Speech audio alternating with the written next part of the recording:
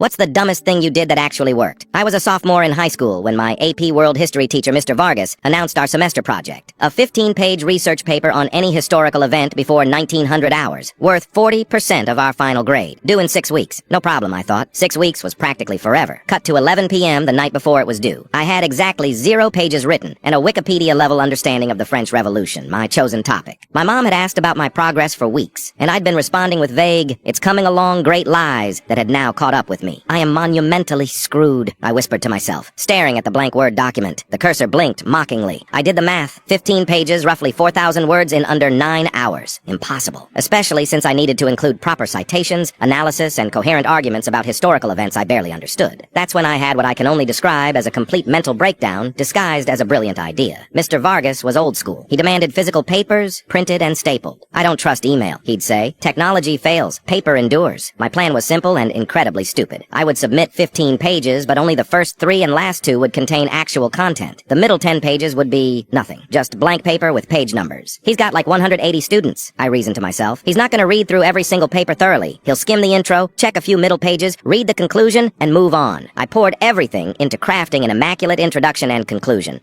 My thesis was crystal clear. My opening paragraphs were engaging. My conclusion tied everything together beautifully, referencing points discussed earlier that didn't actually exist. I even created a comprehensive bibliography with 20 sources I hadn't read. At 5:30 a.m., I printed my masterpiece of deception. Pages 1 to 3 were brilliant. Pages 4 to 13 were blank except for headers and page numbers. Pages 14 to 15 wrapped everything up eloquently. Walking into class, my heart was pounding so hard I thought it might trigger the school's earthquake protocol. I placed my paper in the stack on his desk, trying to look casual while my soul left my body. "Wilson, you look terrible," Mr. Vargas said. "Up late finishing the paper," I replied, which wasn't technically a lie. "Must be good then," he said with a smile that felt like a knife to my guilty conscience. For 2 weeks, I lived in constant fear. Every time Mr. Vargas looked my way, I was convinced he was mentally preparing my academic execution. Then came the day he returned our papers. "Overall, I'm disappointed," he announced to the class. "Many of you clearly rushed these. Some of you should consider different electives next year." He placed my paper face down on my desk. I couldn't look. When I finally flipped it over, I saw a red B+